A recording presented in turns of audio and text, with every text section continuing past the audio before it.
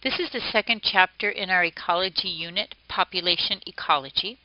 This is the chapter where we're going to study how organisms relate to each other within their own species. Again, if you have a textbook, this is chapter 56. When we're studying ecology, we're studying how organisms relate to each other within their species and how they relate to their environment. The way an organism responds to its environment affects the properties of its individual population.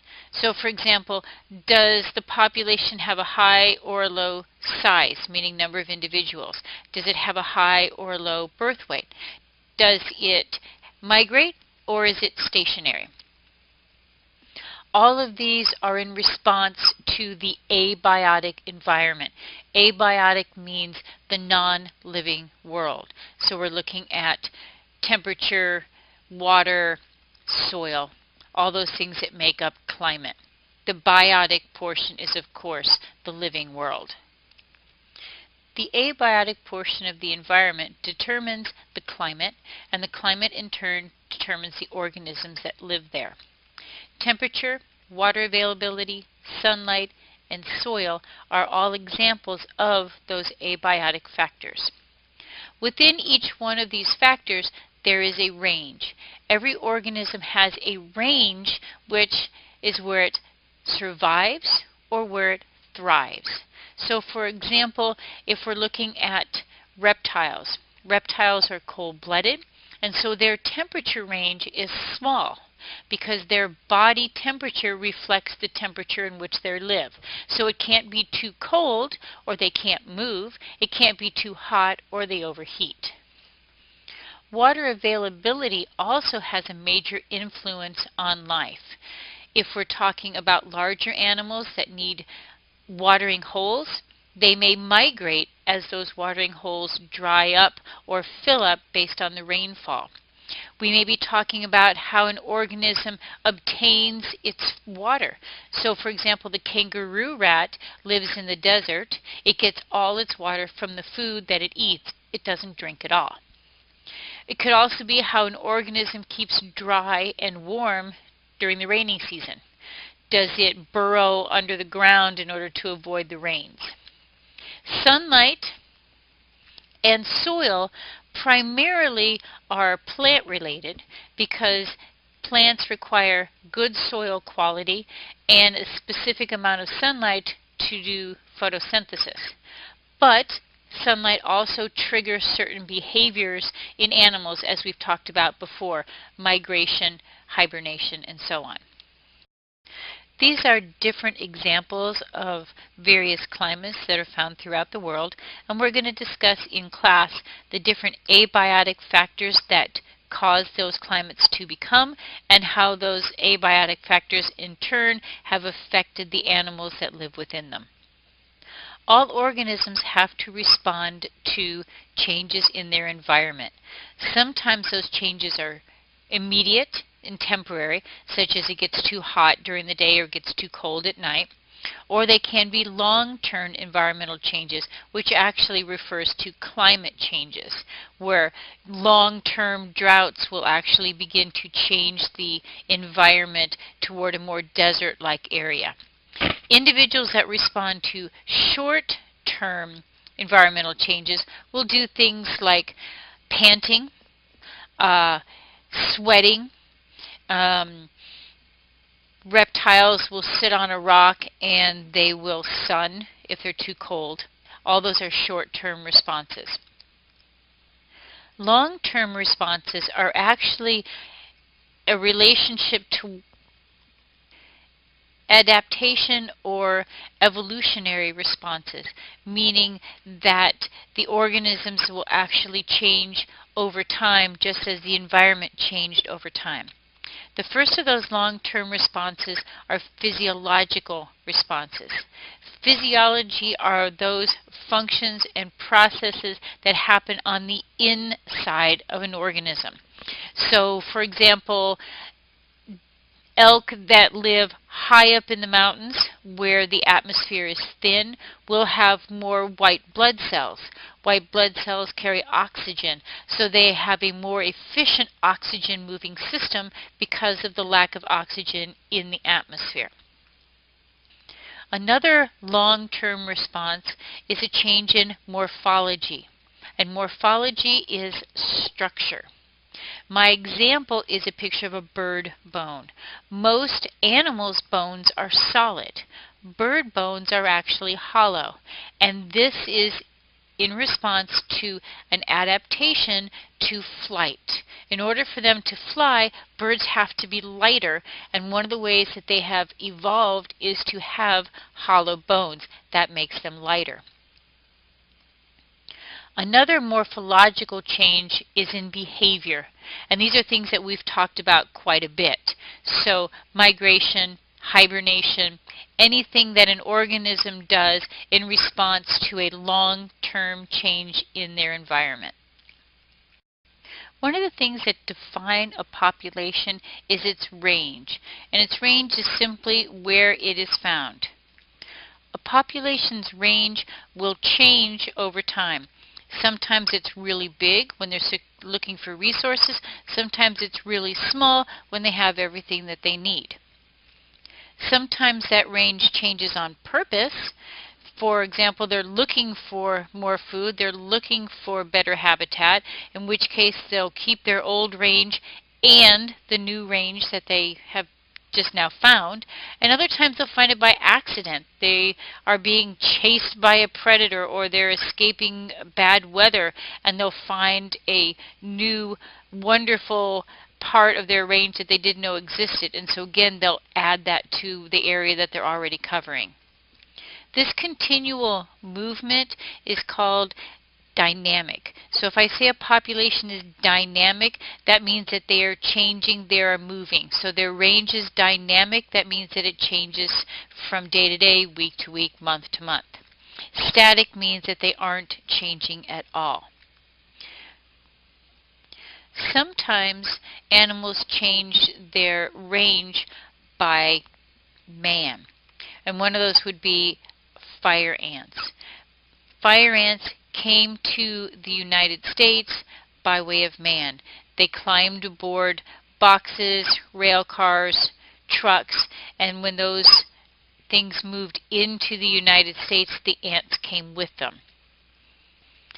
Fire ants like an environment that's hot and dry, and so they're thriving in Arizona, New Mexico, Texas. The cattle egrets that I also had on the other side are pictured here on the right. We'll talk about how they moved across the Yucatan Peninsula and up into the United States looking for better habitat in class. And then we'll talk about the movement of these different forested areas as environment changed over time. That we'll also talk about in class. Once you've identified a population's range, then you want to look inside that range to see where the individuals are found. How are they spaced together? And if you know how they're spaced, then you can talk about their structure and how they behave. There are three different types of spacing patterns within a population. The first is random spacing. These individuals don't really interact with each other very much. These guys are usually found alone. And they're also not really tied to their environment, meaning that if the watering hole that they drink out of dries up, they can search for something else. It's not like a fish that if their pond dries up, they die. Uniform spacing is usually caused by resource competition, primarily by the establishment of territories. We've talked a little bit about territories already, about how an organism will have a resource and protect it from anybody else coming to get it. So seals, for example, will protect a stretch of beach. Lions will have a territory that can be up to 100, 200 miles in diameter, and you won't find any other lions in that area. That's uniform spacing. Clumped spacing is a response to uneven distribution of resources, meaning that all the food's in one spot, all the water's in one pond. So you'll see African animals around a single watering hole. You'll also see it as social interactions, flocks of birds and schools of fish. Another way that scientists look at populations and how they change over time is survivorship, the percentage of the population that survives to a given age. So if you're looking at how many babies survive to maturity, to breeding, how many adults survive to old age, will tell you about the lifestyle of those individuals or the lifestyle of that species. Scientists show that survivorship on a survivorship curve. And there are 3 survivorship types, 1, 2, and 3. This is an example of a survivorship curve, and it shows all 3 types on a single axis. Survivorship type 1 is the blue line, and the example is humans. This species has a low death rate for the young and relatively low throughout middle life, but as they get older, death rate increases sharply. Those organisms that have a type 1 survivorship curve generally care for their young and reproduce late in life, which is one of the reasons that the young survive so well. The type 2 have a relatively constant death rate throughout their lives, meaning that it's just as likely to die at an old age as it is to die very young. Generally, these organisms die through disease or from being hunted. An example in this case is a hydra, which is a small animal that you find in the ocean, but you could also add squirrels to that type 2. The type 3 organisms have a lot of babies, most of which die very, very early in life. If you manage to survive being a baby, you have a pretty good chance of dying of old age. The example here is oysters, but you could also put fish in there or plants. These organisms provide very little care for their young, if at all. That's why the organisms die so very easily when they're young. Another way that biologists look at a population or a species is they look at its life history. Life history basically means how many offspring do they create and how many of those offspring survive to create offspring of their own. Natural selection is going to favor the traits that maximize the number of babies that are born. That's how you determine whether an individual is successful. If they can pass their genes on to future generations, they are successful. The more genes they pass on, the more successful they are. There are 2 factors that will affect the quantity of offspring that are passed on. The first is how long does the adult live. Of course, the longer the adult lives, the more babies that can be made. But also, the longer they live, the more experience they have. The more experience they have, the better are to find food, to find water, and to protect their babies. The second is how many young it produces per year. An organism that only produces 1 baby is not technically as successful as one that can produce 15 or 20 or 1,000. Because remember, it's all about passing on as many genes as possible. There is, however, a trade-off between reproduction and survivorship.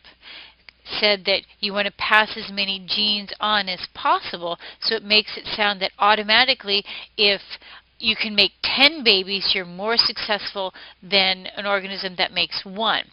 But that's only partly true, because for every baby that's made, there's a reduction in your overall survivorship.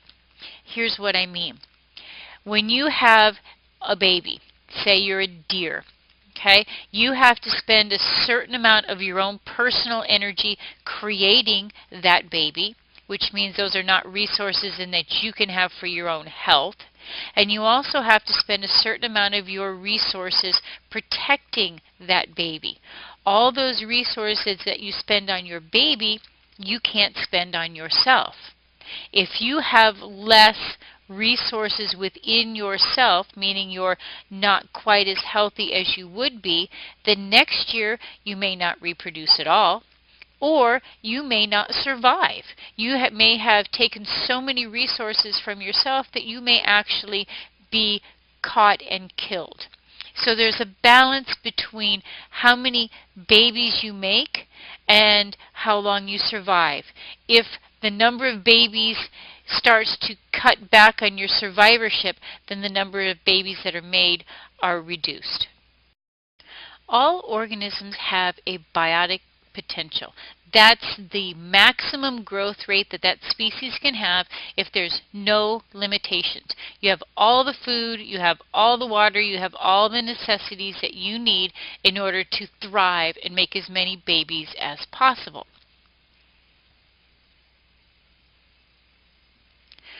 The result of that biotic potential is exponential growth.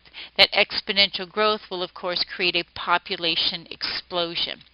And the reason for that is simply because of the number of individuals that will be making babies. So even if the adults only make 2 babies per year, and that never changes, just the fact that you have more adults each year producing 2 babies, you have exponential growth. However, there is always a limit. The environment will limit population growth because there's only so much space, there's only so much water, there's only so much food available. That environmental limit is called carrying capacity. Carrying capacity is the maximum number of individuals that a habitat can support. All populations will stabilize at carrying capacity, meaning that they will produce babies up until they get to carrying capacity, and if for some reason they overshoot it, the population will drop back until once again the habitat can support the number of organisms that live there. This is a picture of a population growth curve. You don't need to memorize this formula that you see in the middle, the dn over dt, because on the exam, if they want you to use that formula, they will give it to you.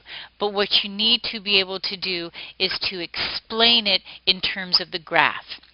The first thing I want you to notice is the dotted line. That is carrying capacity. So what they're showing you is population size grows over a certain number of generations, that population grows toward carrying capacity. The red line shows a population in biotic potential, just maximum growth going way over carrying capacity. The other one is a more realistic version showing the organisms slowly decreasing their overall growth as they reach carrying capacity and then staying there. The one thing that's incorrect about this picture is it shows the line being perfectly straight once it gets to carrying capacity. That's not really true. If we could zoom in on it, we would actually see the population going a little bit above and then a little bit below and a little bit above and a little bit below, because nothing can be actually exact balance with carrying capacity. This is really an average of all the ups and all the downs. This is the formula to show population growth, and again, you don't need to memorize this. They will supply this formula for you at the exam. You just need to know the different variables. You need to know that K represents carrying capacity, N equals the number of individuals, and so on. One of the ways that scientists like to define population types is whether they are opportunistic or competitor species. Opportunistic or R-selected species are able to take advantage of a variety of different environmental conditions. They can take advantage of any opportunity presented to them. They are also considered R-selected species because they live close to biotic potential. That's the R. Competitor species are more of those organisms that are used to competing for resources, more used to living close to carrying capacity, which is why they're called K-selected species. R-selected species have a short lifespan. They have a high mortality rate overall. There's a short time span between when they're young and when they're old enough to reproduce. They're able to breed at a young age. So, for example, they're born and they're able to reproduce in 6 months. They produce many offspring per breeding season, and they are often able to reproduce more than one time a year, meaning that they reproduce many times over a lifetime. Their newborn are small, primarily because they reproduce so often and they have so many at one time. The mortality rate for the young can be pretty high in comparison to middle age and old age. And parental care is small, if at all. This is the group we're looking at: insects, rodents, plants. K-selected species are the exact opposite. Those are the bears, the dolphins, the humans. As I said before, reproduction and survivorship have a balance. So when you have limited resources, the cost of reproduction is high. When you have lots of resources, the cost of reproduction is low, and therefore your species will reflect how much resource is available by how much reproduction happens per breeding season. That resource availability in turn will determine life history, whether a species is an R or a K-selected species. R-selected species are really good at using large quantities of resources, but they're not really good at managing low quantities. K-selected species are both. When resources are abundant, they flourish. When resources are limited, they still do really well. R-selected species have a tendency to overshoot carrying capacity because they're using the resources that are available and then dying back to below carrying capacity.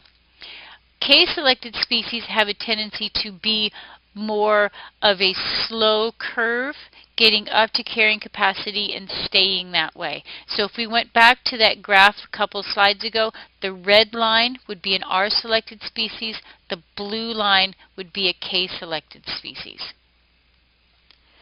If you look at the human population growth graph that I have here, you would think that humans are an R-selected species, because if you notice, the line grows gradually higher and then shoots off in exponential growth at the end.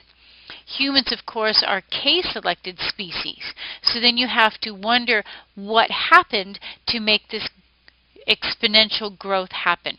And we're going to discuss this in class, so I'm not going to tell you any more than that. Population growth can be regulated through a thing called negative feedback. Feedback is a reaction or response to a particular process or particular activity. And negative means that it makes something stop.